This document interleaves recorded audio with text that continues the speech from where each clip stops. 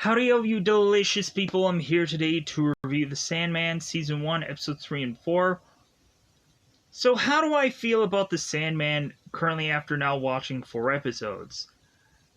I feel like the story for this is kind of thin, but besides two characters obviously being put into these 2 episodes, I'm enjoying the adventure.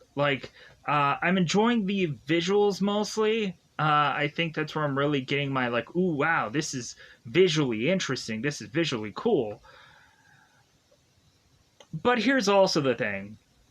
So, episode 3 is to rely on a gender swapping John Constantine. Because obviously we have a woman who is to be named Joanna Constantine. And so this character, of course, is to be given the exact same origin story as John Constantine, but then is to be nothing like John Constantine. Yeah, she might have a trench coat, but this character is not funny. This character is just so vanilla and so bland, where it's all the effort that is really putting into this character is for her to just say lines and cash a check and call it a day, because this character is not anywhere ground shakingly different than the Constantine that was to be involved in Legends of Tomorrow, or the Constantine show, or to be like the Constantine animated movie, which has its own origin story for that character in that story, which was done really good and better than anything Constantine related, or Constantine, I guess, in this case. And I know a lot of people do really thoroughly enjoy the Constantine Keanu Reeves thing, but that doesn't really give you an origin story of that character. It just says hey, this Constantine guy, he exists. Isn't that great? And then we kind of play around with the stuff in that world. There's cool things in that movie. I thoroughly enjoy it. But we just don't really have an origin story of that character, besides him telling us that he he died once and went to hell, but then came back.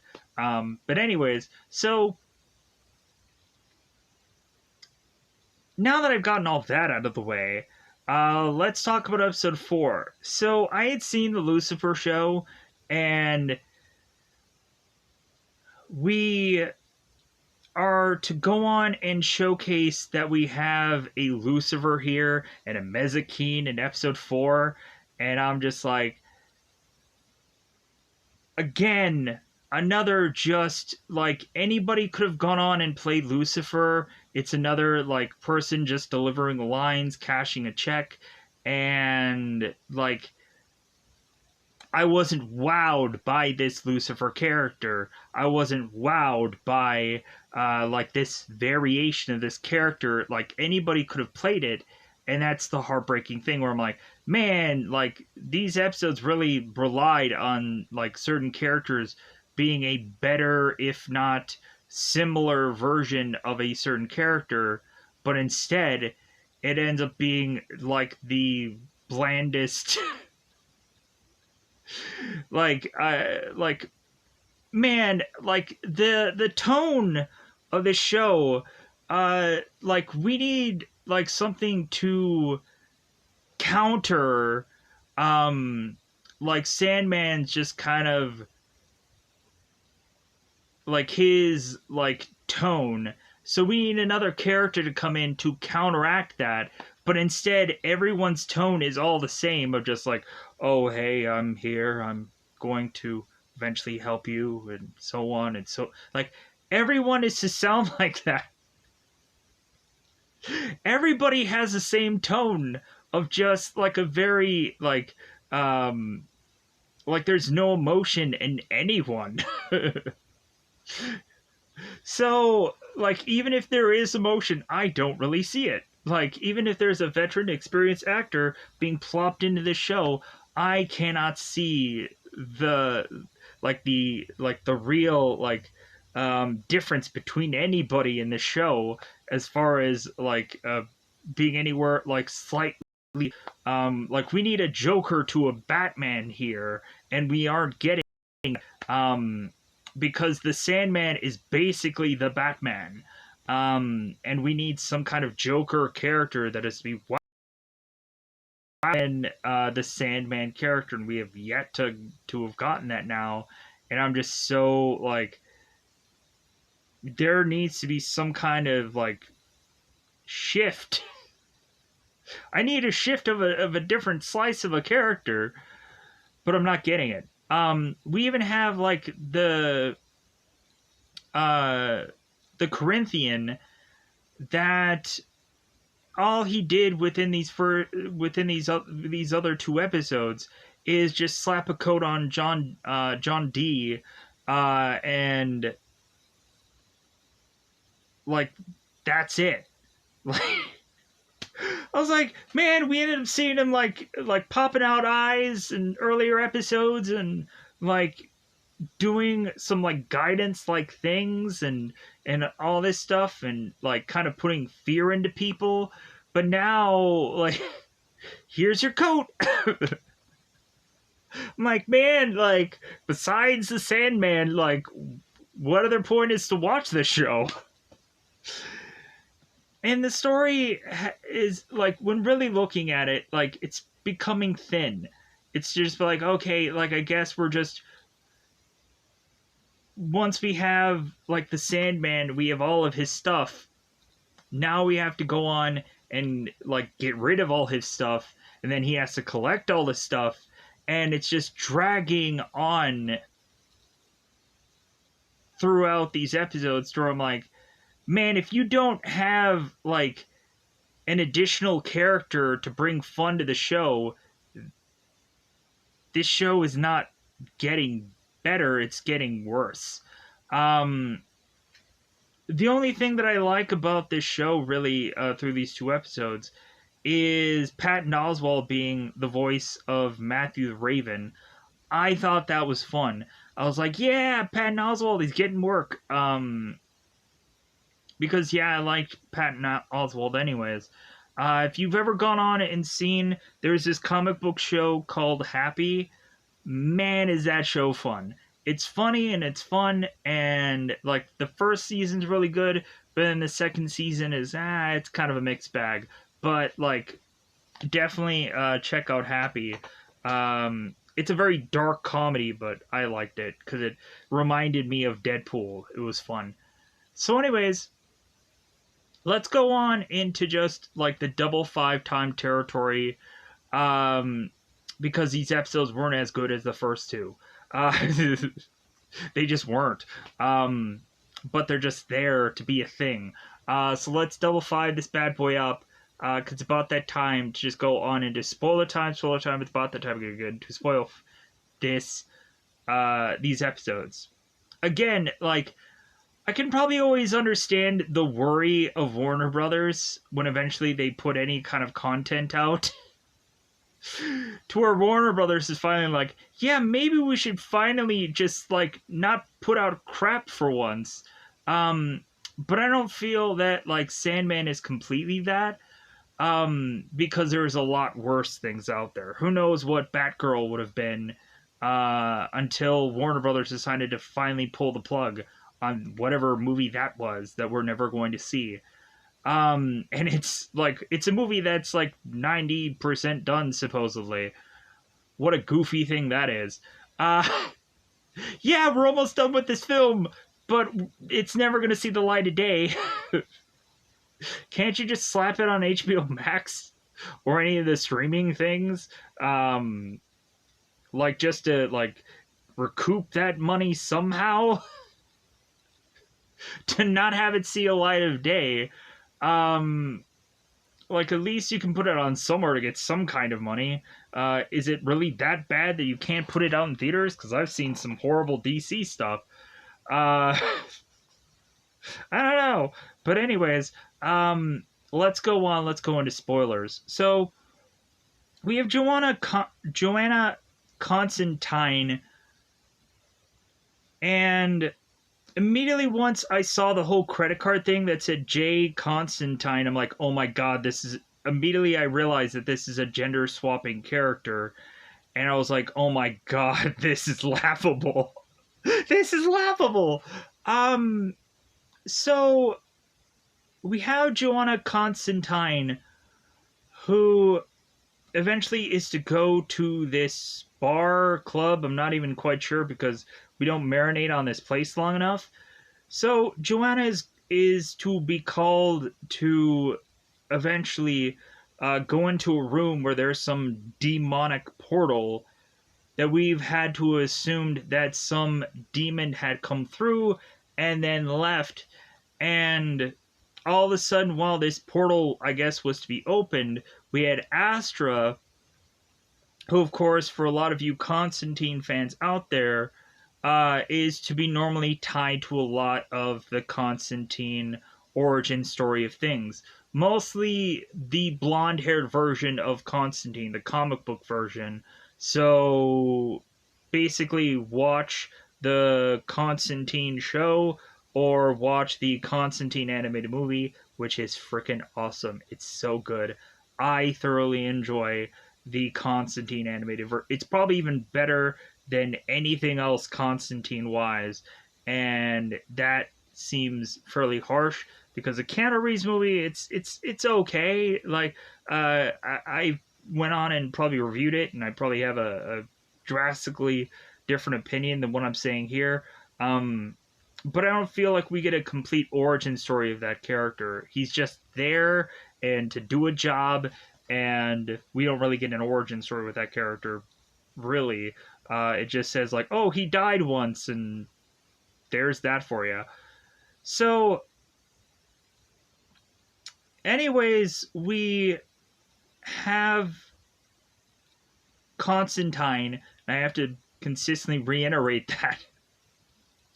It's not Constantine. It's Constantine. Constantine is, of course, to take this cab and to say that business is really going to be picking up for her.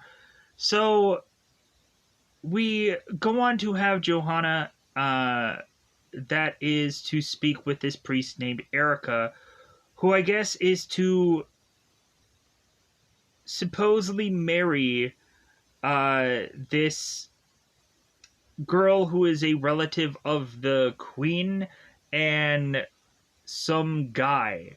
And so Constantine is taking on this job because supposedly one of the people that are going and getting married here is possibly a demon, and Erica assumes that it's actually the woman that, of course, is, and in all actuality, we really have very little to know, like, real cast here. I'm assuming that,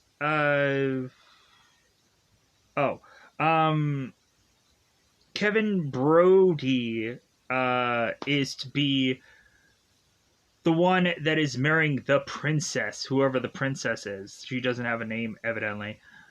So, we have Constantine that is asking if she is to go on and do this job and is to have to kill the princess, who is going to be paying her bill to do this job? And so Erica's to go on and just be like, well, hey, like, we'll cross that bridge when we get to it. Just kind of go on and do this job. And so Constantine is like, well, okay, like, I'll do it on one condition. And Erica wants you to take your top off. And it's like, ooh, wow, ooh, racy, right?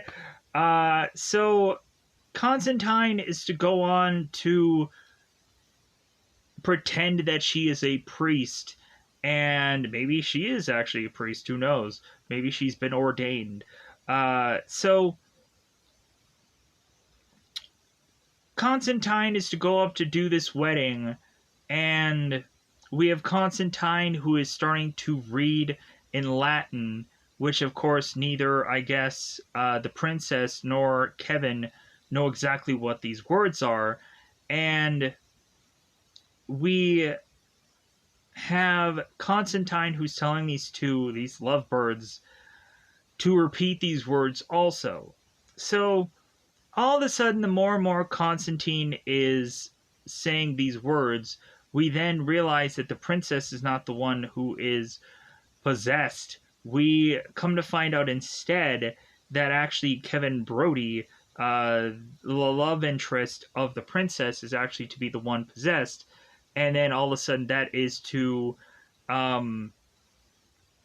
eventually have this demon kind of being peeled out from this guy's body. And that part was actually pretty cool. I was like, yeah, like, this is pretty awesome. So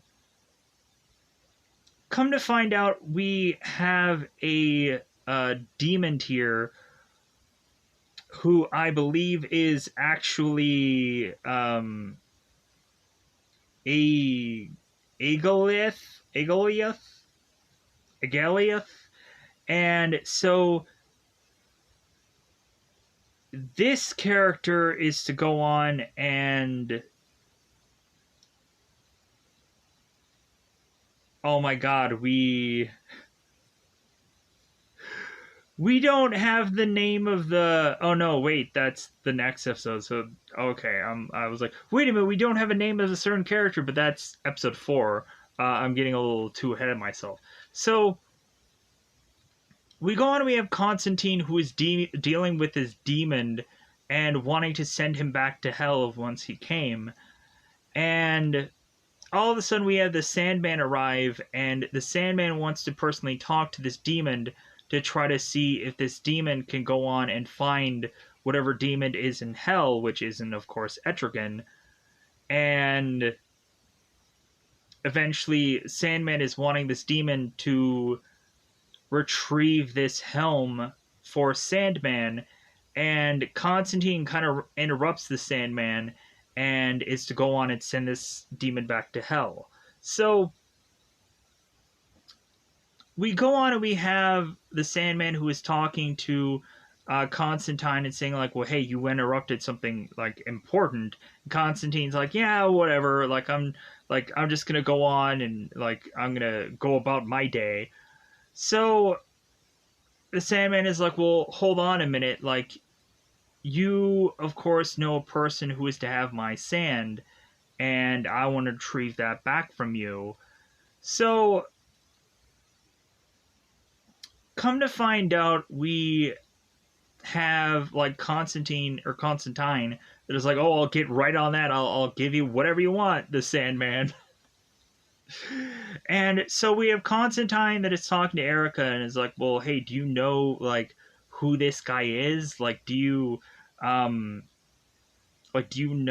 like who he is? And Constantine is like, well, yeah, like he's the Endless, like, man. And so because we have Constantine who is to talk to this 208 year old woman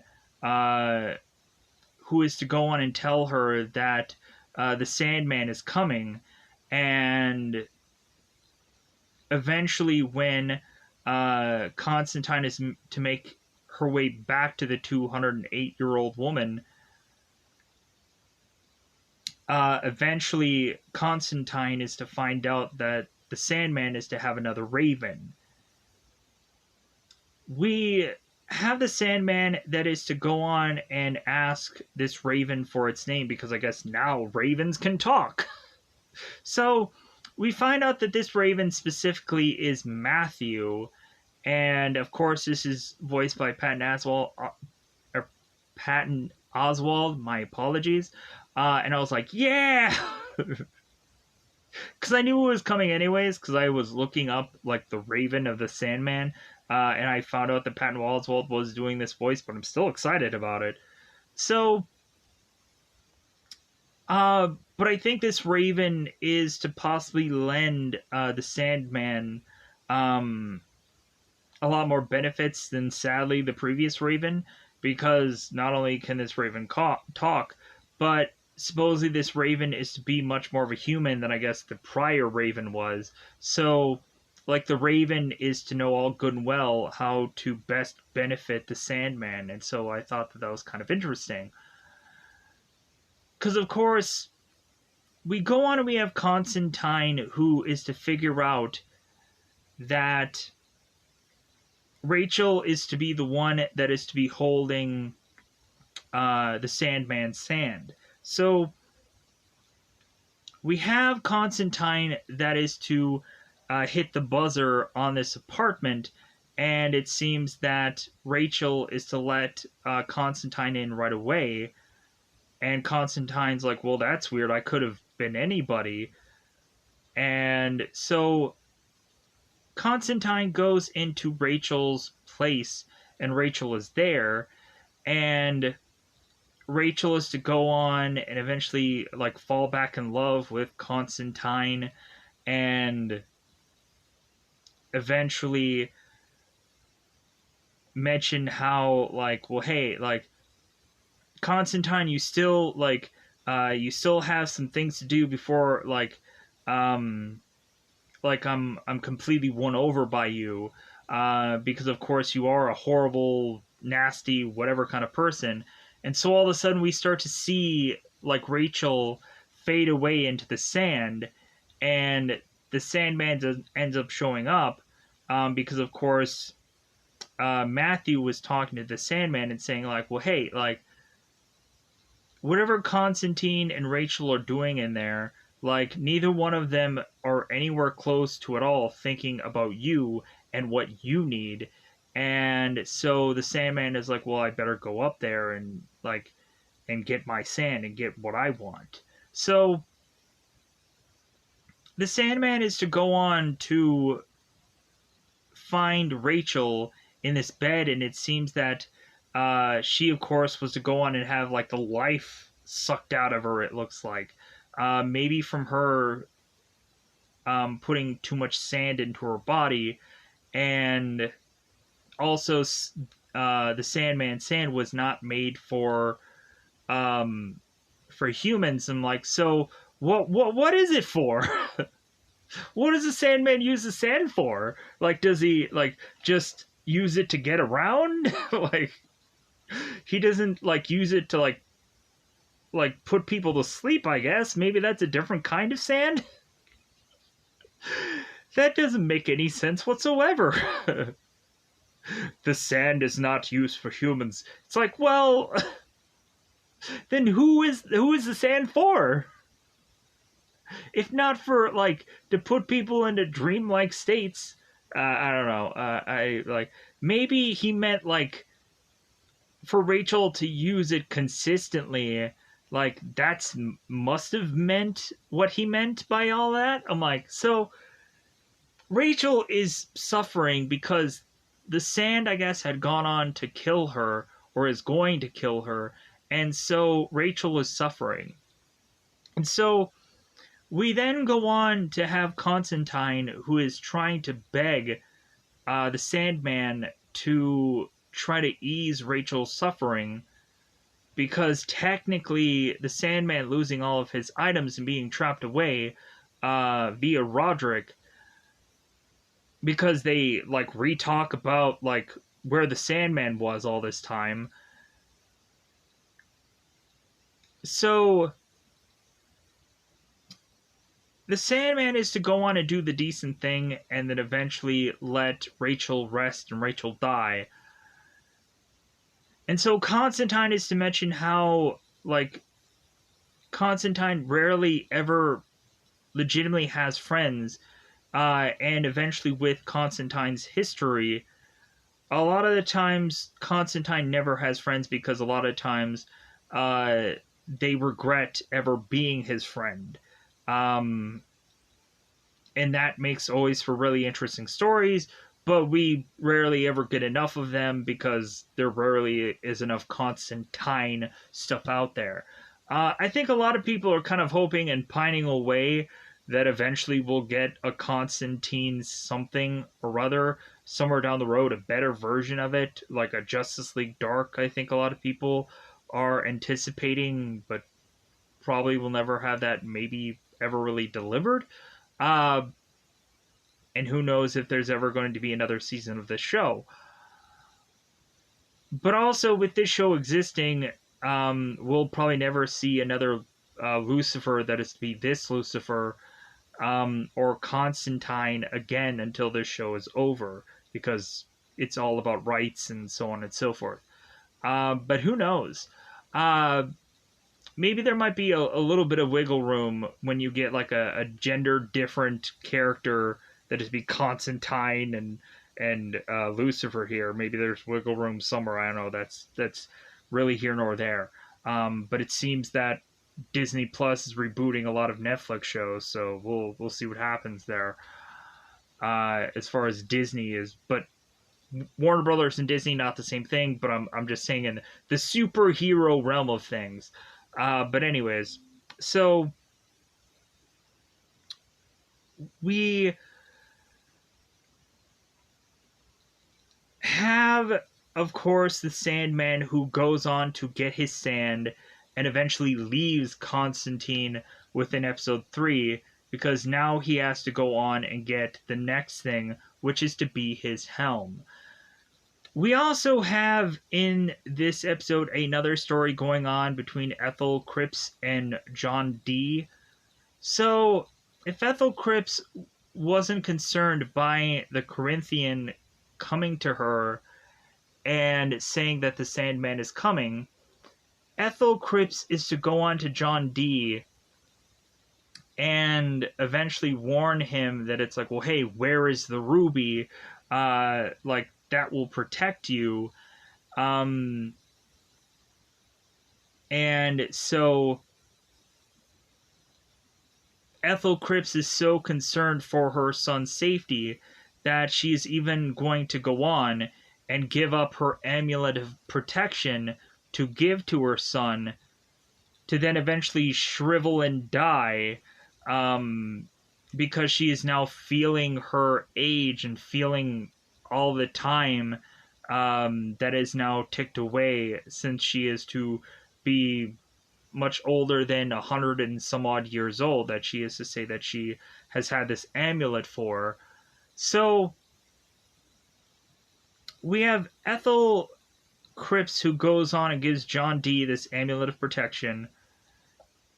And so John Dee all of a sudden is to be holding his mother as she shrivels up and dies. And all of a sudden, this security guard is to think that John Dee had done something to this woman. And John Dee's like, no, I didn't do anything. And please don't go on and fire a gun because, like, nothing's going to happen to me. It's just going to happen to you. So all of a sudden, we go on and we have this security guard that isn't taking any prisoners and whatever. So he's going on and shooting John Dee. And he ends up killing himself in the process. So that was dumb. So John Dee is just to walk out of this this mental ward and is to just start walking around on the streets of Calcutta somewhere. More than likely London, because that makes the most sense here for the story. And we have the Corinthian, who is to spot John Dee. And so the Corinthian just goes on and gives him a coat and says, hey, like, I just want to see that you're going to make it onto the path that you're supposed to go to. So I'm going to help you, like, get to that path, so on and so forth, by Corinthian just kind of pushing him into a certain direction. So John Dee continues to just wander and stumble around, and eventually is to slip and fall, and is to go on into the 4th episode and find this one woman who is willing to take him to wherever he needs to go. So, and during this whole entire time, we start to have John Dee, who is going on and telling this woman, Rosemary, the truth about what he had gone on and done, because no one can harm him now that he has this amulet of protection. So he can go on and tell people that he had killed somebody, because he legitimately did, because of this amulet. And Rosemary ends up kind of getting kind of freaked out about this guy to the point of wanting to call 911. But John Dee is to also talk to Rosemary and mention about his mother and how he never really liked her, and that Rosemary is to mention it's like, well, hey, I got a mother like that too, and so I can understand what it's like. And it seems that Rosemary is to have a dog named Susie, which she is kind of looking after, and that's, I guess, her child. So we have Rosemary that goes to this gas station because she can't just phone 911. So she tries to go to this gas station to try to hope that she can get John Dee away from her, so that way she can be protected. And so we have Rosemary that is buying a bunch of Twinkies and all kinds of junk food and whatever Cheez-Its. Well, junk food, I don't know. But anyways, because I would have buffalo wing Cheez-Its, which are actually they're so good. I enjoy those. It's been a while since I've had them. It's been a number of days, but anyways, but yeah, thoroughly enjoy those. God, just thinking about that is just opening a door of man, all the snacks that I just used to have when I was TGI Fridays. They had these bacon, these bacon chips. Oh my God, those are so good. Or the beef jerky nuggets. Oh my God. They probably weren't the best chewing wise, because man, they're but anyways, but Rosemary didn't buy any of the stuff that but just the one Cheez-It thing just opened a door there. So Rosemary goes on to eventually talk to this gas station attendant to tell him to try and call 911. Let me know in the comments below, what is your favorite snack food? Because since I just started going off on that rant anyways, let me know what your favorite snack food is.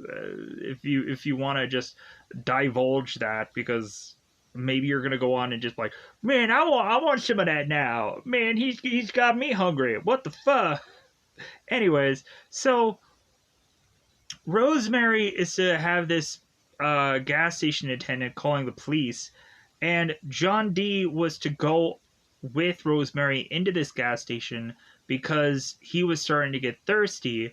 But since the psych ward had a very limited selection of drinks, John Dee wouldn't even know what to pick in a gas station to quench his thirst. So John Dee eventually goes on to notice that this gas station attendant is calling the police, and so we again have the amulet of protection that is protecting John Dee here. And so this gas station attendant, because John Dee is to grab Rosemary and leave this gas station, we just have this gas station attendant that just whips out this gun and is telling John Dee to not leave this place. I'm also going to get to the whole Lucifer Sandman story, but I want to cover all this first because that seems to be the easiest thing to do. So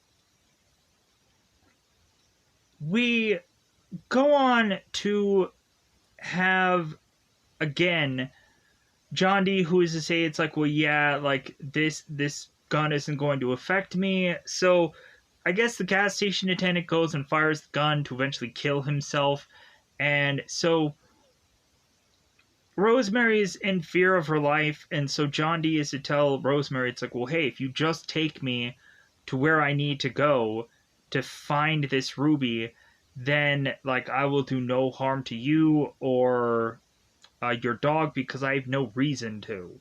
So Rosemary goes on to take John Dee to this ruby, and he retrieves it, and then he ends up giving Rosemary this amulet of protection and tells her, it's like, well, hey, like, if you have this amulet, no one is ever going to harm you. Not even me, myself, with my ruby now on me. And so, like, hey, here's the amulet of protection for helping me out in, like, later days. As we, of course, have John Dee, who's just walking off. So the one thing that I'm going to get to here is Sandman was to go on and eventually try to retrieve the ruby himself, but it backfired on him because, of course, John Dee was to tell Ethel Cripps that somehow John was to figure out how to modify the ruby to where it can only now like imprint onto him, to where only he can use the ruby and no one else can for whatever reason. So now we go on and let's go into the Sandman story. So we have Dream, who goes on and gets his sand. So immediately the next step that he's going into is going into hell. And we have, of course, Matthew is like, wait a minute, like, so, like, hell? Like, we're going there? And so Matthew is trying to convince Sandman to not go there, but then the Sandman really isn't listening to Matthew anyways, and so he's like, well, F it, let's go. Because I have to go with you, regardless if I want to go or not. But we have Dream, who is telling Matthew, like, well, hey, go back to the dream realm. And Matthew's like, no, like, Lucienne told me to stay here, and so I have to. Like, I can't just go back to the dream. I'll just be sent right back here. So, like, Matthew is just kind of stuck. So Dream makes his way to hell and is to eventually go on and talk to a demon named Squatterbloat. Or Squatterblot? Not quite sure exactly the pronunciation here. So we have this character that is to be at this door, and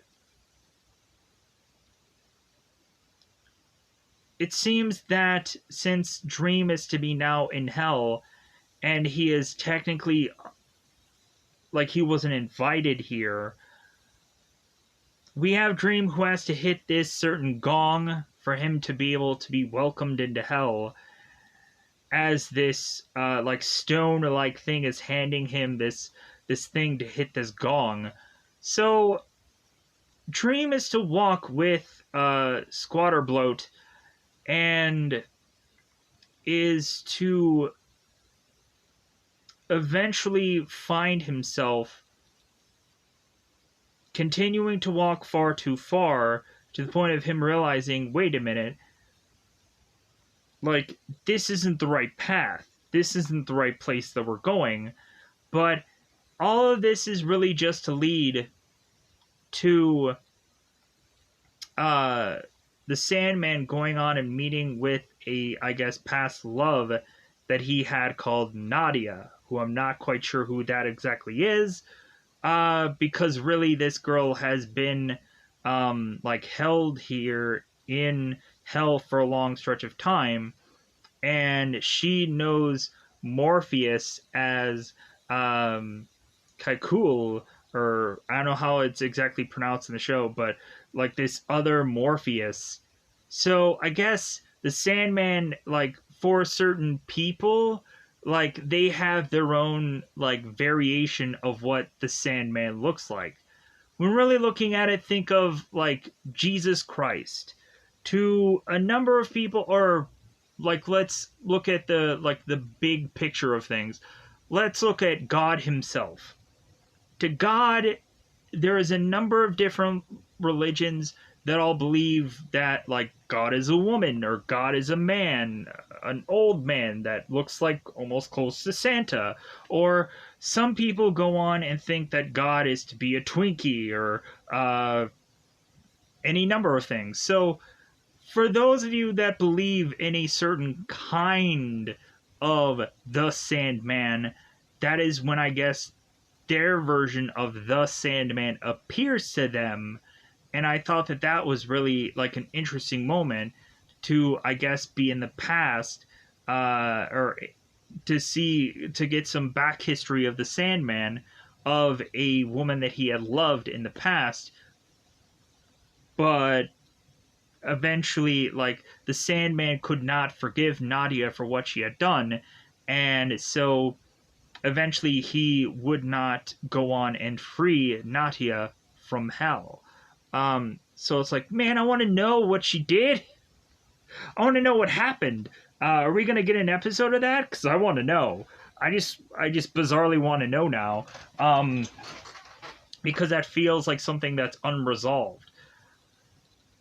So we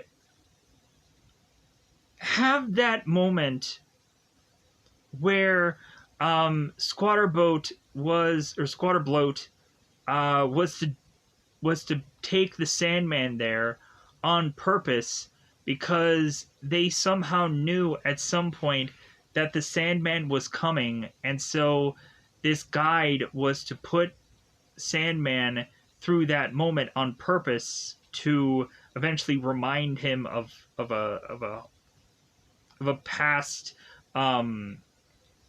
horrible event. So we go on to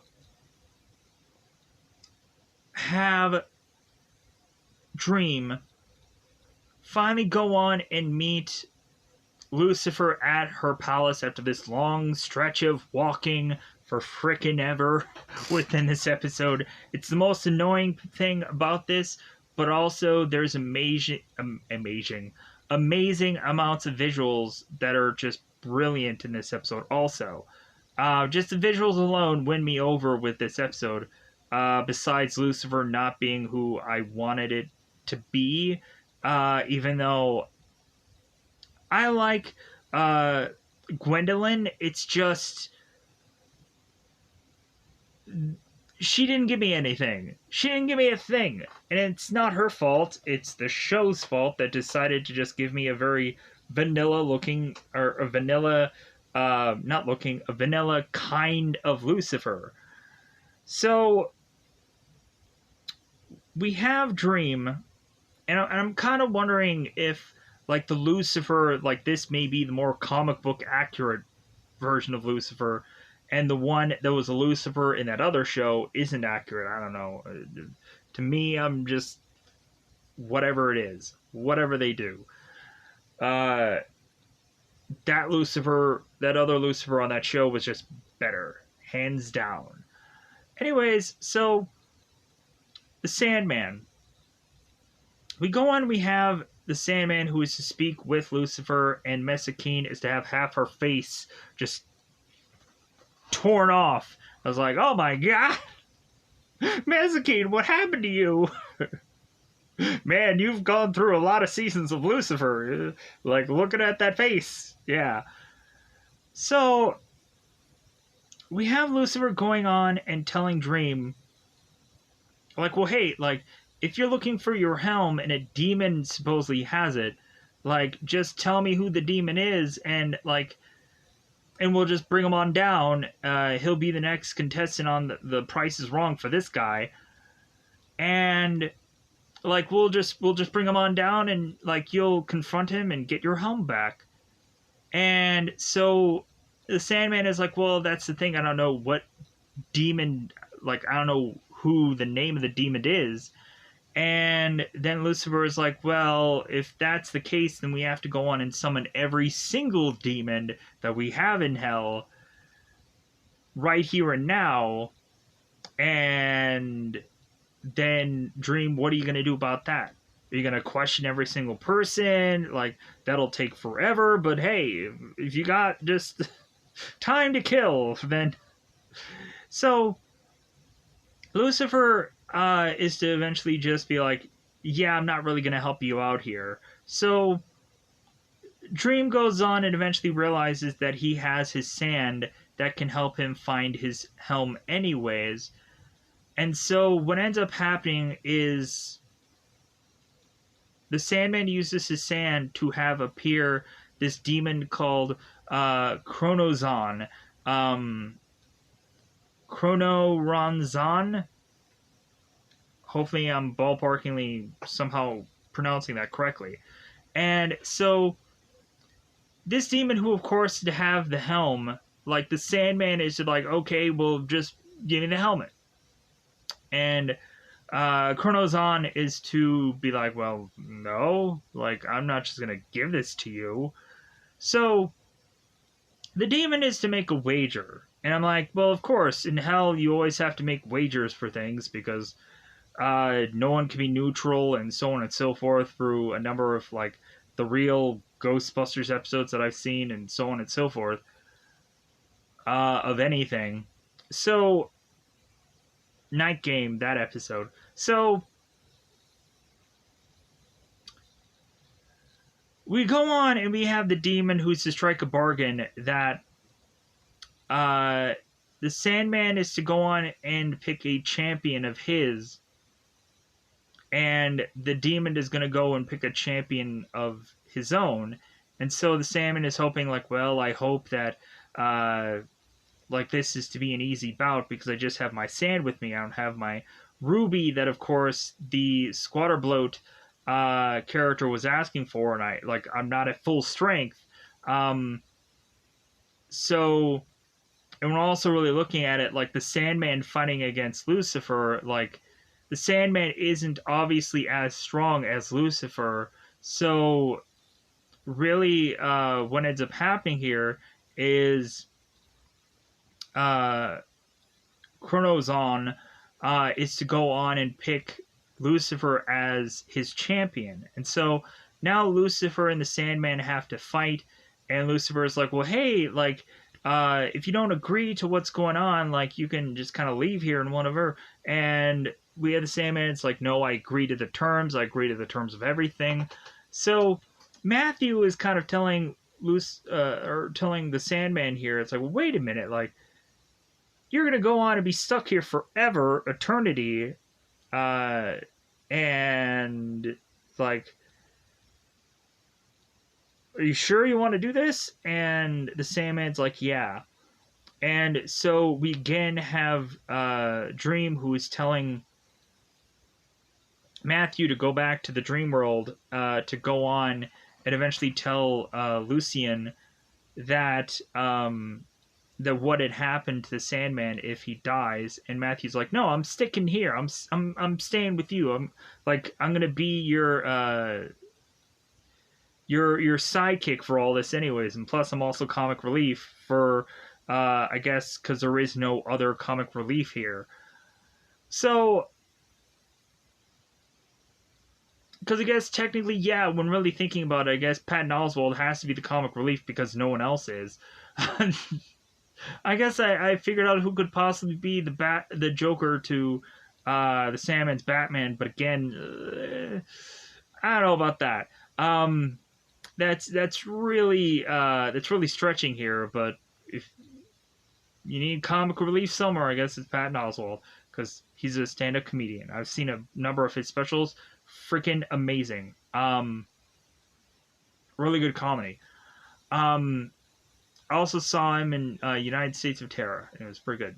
Anyways, so we have a chess move going on here. So, like, I don't want to go through every single maneuver and piece and whatever, but, like, Lucifer goes at first through the to eventually have this dire wolf that comes out in this kind of like scenario, and eventually Dream is to channel this hunter character, and all of a sudden like the wolf is now to be overwhelmed. So all of a sudden Lucifer ends up saying that she's to go on and channel this serpent to poison the horse to now kill the horse off. So we start to see that like Dream is getting kind of poisoned in his face. So the dream is to call upon this bird to eventually go and defeat the serpent. And so we have Lucifer, who calls upon like a bacterial infection of some sort, or a bacterial kind of just thing to just gnaw away at this bird and to kind of Thanos snap him away. And so after we go on and eventually we get further and further to this, to where eventually Dream is to say that he is to be a world, and that like eventually the world is gonna like be coming down on Lucifer, but then Lucifer ends up calling a nova to basically be like a comet that is to like break the earth and destroy the earth. So Dream is to call upon the universe, and Lucifer is to call the anti-life equation, or the antimatter kind of space thing. And so Dream is to be now so weak at this point, and we had Lucifer who had like a scratch on her face from the bird, and so now Lucifer has asked Dream, it's like, well, hey, like, how are you going to beat anti-life? Like, eat that kind of thing. And so Lucifer is going on and telling Dream, it's like, no, hey man, like nothing can kill dreams, nothing. So, like, come on, Dream, like, come up with something. Like, you've got this. And like, we have, of course, like Matthew is giving Dream a pep talk. So Dream ends up coming up with this solution of he is to now be hope. And so Dream is telling Lucifer, it's like, well, how are you going to beat hope? How are you going to beat like this like thing that people just have, and like how are you going to beat that? And Lucifer is like, okay, you won, like demon, give him back his helm. And still like the demon is like, yeah, I don't want to do that. So we have Mezakine, who ends up going on and getting this this helm from this guy and gives it to Dream. And so Dream goes on and puts his helmet on, and then is to make his way back to where the ruby supposedly is, because now that this guy has his helmet on, and Patton Oswalt makes a joke, is like, can you even see in that helm? And that helmet? And Dream is like, of course I can. So Dream then appears where the ruby is and tries to touch it, and he realizes that the ruby is modified and he can no longer wield it. Like, it's like Mjolnir and like Thor not being able to lift it in the first Thor movie. It's that kind of same thing, because Thor, I guess, is not worthy within that movie, where here, like, the Sandman is not technically worthy because someone else is to basically make claim to this ruby, and so the Sandman cannot claim it himself. So eventually that covers all of what happens in these 2 episodes. Let me know in the comments below how you felt about these episodes. Let me know also if there's something that I forgot about, because I'm sure that there probably is. I probably didn't go into the whole line delivery of things. I kind of skipped through a lot of stuff, or I said it in my own verbiage, or own words, because I like to do that kind of thing. but yeah, like just these episodes were visually like the visuals so win me over with the show, but there has to be more than that. Um, there has to be a really interesting way of where this story is heading, and I'm not quite sure exactly that's going to be a thing where I'm going to be blown away by the story. If anything, I'm going to be blown more away by the visuals, and I guess I'll have to just rest on that. So, with that said, goodbye, everybody. Goodbye, everybody.